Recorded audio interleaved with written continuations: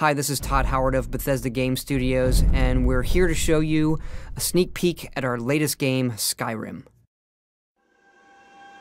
Each time we do a new Elder Scrolls game, we'd like to start fresh, and Skyrim is no different. Coming off of Oblivion, and then the team did Fallout 3, we had a huge list of things we knew we wanted to do technically with the current generation of hardware and PCs to bring a virtual fantasy world to life. So we've rewritten the render, we've rewritten all the gameplay, the scripting language, the faces, the foliage, and all this comes together in our new engine we call the Creation Engine. So we're interested in all the little details like this plant here, the medium details of these logs and trees, and all the way up to distant mountains. And if you've played our previous stuff, you know that mountain is not just a backdrop. You can walk all the way to the top of that mountain. And it's a huge world. Like our previous games, you can create any kind of character you want and then go do what you want. The game's primarily designed as a first-person game, but you can also play in third person.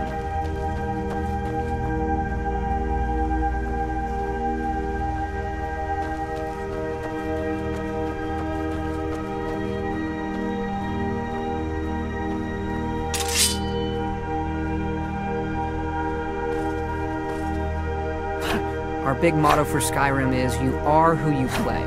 So whatever you have in your hands, or whatever you're using, you're going to get better at, and then you're going to level up. The right trigger does your right hand, and the left trigger does your left hand.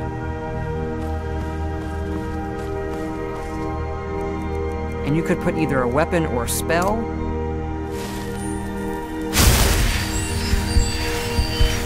You can also dual-wield spells. What's really cool here is, if you put the same spell in both hands and pull both triggers, you can get a bigger, more powerful version of that spell. Up here we have standing stones. There are 13 of these throughout Skyrim's landscape, and they give you special abilities, but you can only have one of these active at a time.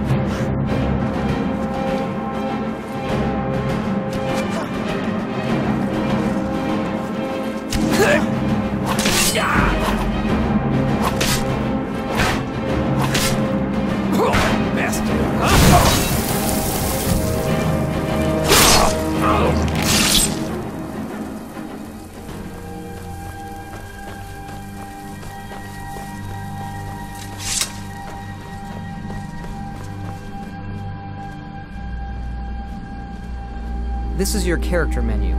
Here you can see all your items, not just what they do stat-wise, but also what they look like. Each of the thousands of objects you can find can be zoomed in, rotated, and looked at in high detail.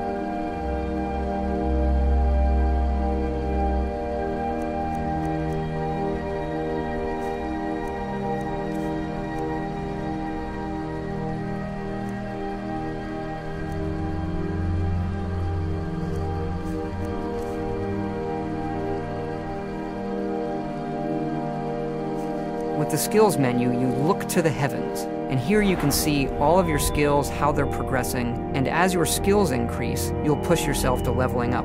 The higher the skill, the more it affects your level progress. And when you level up, you get to pick a perk. Each of these skills has its own perk tree. As you develop your character, it's like the game is drawing this custom constellation for who you are.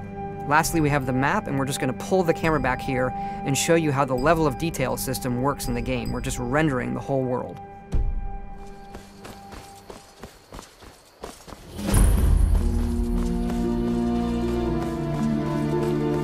dragon! I saw a dragon!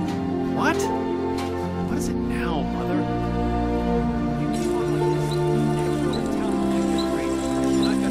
Ain't every day we get visitors in Riverwood. Gerda's family first settled here as woodcutters a few generations ago. She and Todd run the mill. I make a decent living sharpening axes and fixing the sawmill.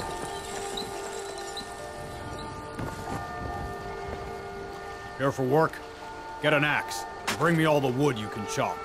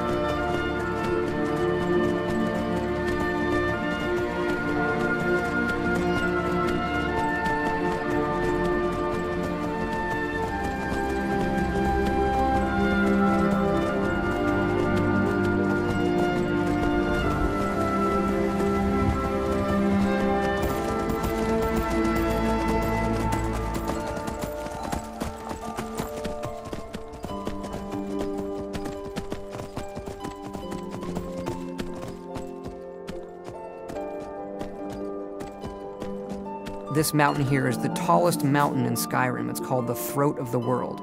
It is home to the Greybeards, who are masters of the voice. The voice is the ability to use the language of dragons and form these magical shouts.